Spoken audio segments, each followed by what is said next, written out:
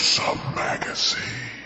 Hello, Groove Believers. Dave here with you once again. Tonight, I have a very special interview with up and coming young filmmaker Alice Maio Mackay. You notice, Alice, I checked myself before I said the last name. I had asked Alice the correct pronunciation. I wanted to make sure I said it right.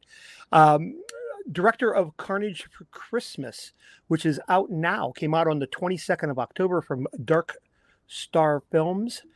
Alice, this is an amazing movie. I had never heard of your work prior to getting the screener for this, and I was completely blown away.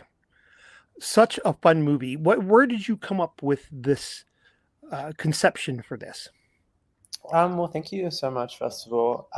Yeah, I mean, I think with each kind of film I've done so far, I've tackled like a different subgenre in the horror world, and I'm a big fan of like old school mystery shows like Nancy Drew, Hardy Boys, Columbo, Murder She Wrote, and I'm also a big fan of like soap operas and melodramas like EastEnders, Neighbours, The Bold and the Beautiful, all that kind of stuff. And then I love Black Christmas, all the iterations in that, and I love holiday themed horror films. So yeah, I knew for my next one I wanted to do kind of like this R-rated Nancy Drew meets the I don't know like soap opera world meets like Christmas slasher. Yeah, I just wanted to do like this insane mashup of all kind of my favorite different things, and that's where I ended up. And I tell you, that is the perfect description of what this film is, because I seen all those influences in this film, like the Murder She Wrote and the Nancy Drew Hardy Boys kind of vibe, because that's all in this storyline. And then on top of that, we throw in the fact that Lola, our lead, is a true crime podcaster, correct? Yeah. And she's returning home for the first time after transitioning. So we have this added tension and pressure of coming back to her conservative home for the first time, and dealing with that on top of the rebirth of this legendary stalker killer, the toy maker. Correct? Am I getting that right?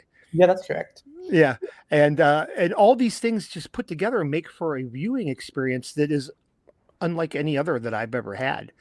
So I'm a little intrigued by the fact that you use it. You are Australian born, Yeah. and currently live there. So all these American shows, these are all popular over in Australia. I mean, may sound like a rather naive question, but I've never been outside of the United States, so it's intriguing to me that these very Americanized shows are popular in other countries. Yeah, I mean, I don't know if they're like extremely like popular like for everyone, but I don't know. I had like a weird obsession, especially like Murder She Wrote and like Nancy Drew growing up. So definitely in my household, it was a big thing. And the whole thing with the toy maker, where did that come from? Was that based on anything, or was that just something that you created in your mind, your own little legend, if you will? Yeah, I think Ben and I, the co-writer, just wanted to create something that could give, I don't know, like that old school urban legend feel and like make it as Christmassy as possible. Well, you certainly hit the sweet spot. That is for sure. It makes it difficult to speak about, because I don't want to talk about the film so much, because people need to experience it, because there are twists and there's turns and there's surprises, right? And I don't want to ruin any of those. But as best you can, what is your favorite part of this film? What is the thing that when you were creating it and now that you watch it, you're like, yeah, I nailed that. Oh God. I love the opening sequence. I think like this isn't really a spoiler, but like the animation, like backstory to Lola and seeing like the origins of the toy maker, just like getting to like work with animation and doing that backstory and like interweaving it with like the present day Lola and like the podcast studio. That was definitely a thing I love the most, I think. Yeah. Yeah, I would agree with that. And let's talk about Lola. Lola is. Here's another, I'm going to slaughter this name. I apologize in advance. Maybe I'll just let you say it. Lola is played by whom? Jeremy Moynihan. All right, and amazing job with this. I mean, the control and the power, and yet at the same time the kind of innocence and the uncomfortableness. All this manages to get portrayed by this one person. Sometimes it's just with a look or a body movement. How long have you worked with Jeremy in the past? Been in other films for you? What? Um, How did you two meet up? yeah, no, this was the first time I've ever worked with her. I think I met her through like she auditioned for this like big theater company like 2 years ago maybe, and I remember my like friend who worked there mentioned her auditioning, and then yeah, I reached out to her, asked her to do like a self tape, and she was just like perfect from the get go. Yeah, and this won't ruin it for anybody, but there is a scene where Lola arrives home for the first time, and she stops at like a convenience store, and she just goes in to buy gas, or I don't know what she's in there buying, but of course there's a couple, you know, local yokels in there, and just giving her the stink eye, and just that whole scene was so tense, and nothing really happens, other than the dirty looks, but it was just such a tense filled scene, and I thought Jeremy was amazing in that. I mean, that's like an award winning scene as far as I'm concerned. Yeah, no, thank you. Yeah, she's great.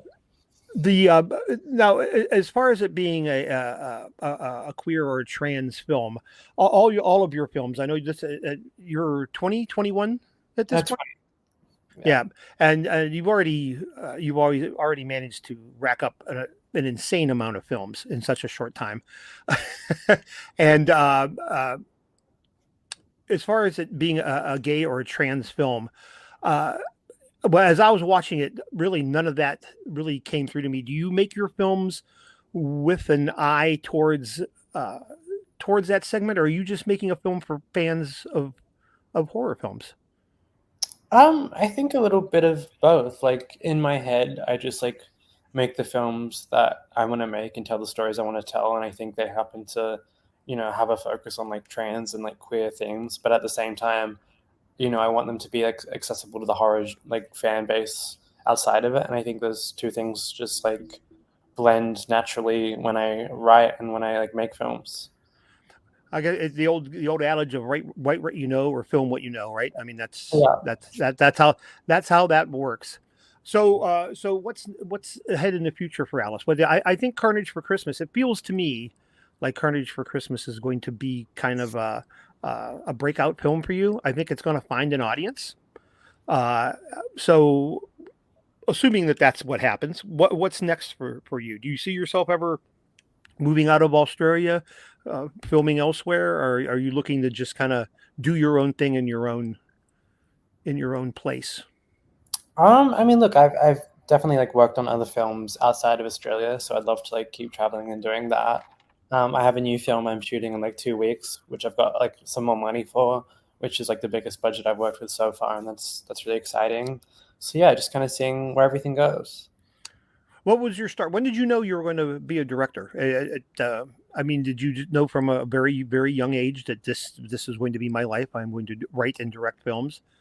Yeah, I think from a young age I was always like interested in like storytelling and like creating, and then I guess it occurred to me a bit later on that like directing is a thing I could do. Yeah, but it's just you just seem to be such a natural at it. It's always amazing to me when somebody can just. It's like you were born to do it. This is what you were born to do. You're a director. Deal with it, Alice. That's what's going to happen. um, so Carnage for Christmas is out on VOD and uh, digital now. Can we expect a Blu-ray or a DVD or Yeah, you know? absolutely. I can't really say like much, but there's going to be like a Blu-ray in December that'll be available to order. And yeah, Oh, that's fantastic. That's very very good news. Hopefully we get some. We're going to get some special extra features in there, maybe. yeah, there's a couple things on there, which yeah, it should be fun. It should be real fun. Well, that's something we're going to definitely want to keep our eyes wide open for. Real quickly, I wanted to touch, and then I'll let you go. Uh, I know we've been talking primarily about Carnage for Christmas, but your film before this, and I apologize, the title is slipping my mind. It's something like Santransic Panic, something like that. Yeah. Yeah, okay. I know that's when here in the States your name being bantered around as an up and comer. I personally have not seen the film, but tell me a little bit about it. I want to find it. Is it available in the States? Once people see Carnage for Christmas, they're going to want to see it as well. How would we go about finding that? Yeah, I mean, it is available in the States. It is actually going to be like a double feature on this Blu-ray at the end of the year. So that's one way you can see it if you wait like 2 months. Otherwise, I think it's just like on VOD at the moment. That's amazing. So it's going to be a double feature of both the films. Yeah. Well, I think that's breaking news right there, Alice. Yeah. That's great to hear. Well, I don't want to tie up any more of your time. I greatly appreciate you sitting down with me here for a few minutes. We'll be talking again in the future because I have a feeling your next feature is going to be even more to talk about. So thanks so much for sitting with me, and everyone, Carnage for Christmas, VOD right now. Find it, watch it, love it. Of course. Thank you so much. I really appreciate you. Thanks, Alice. All right. Bye. Bye now.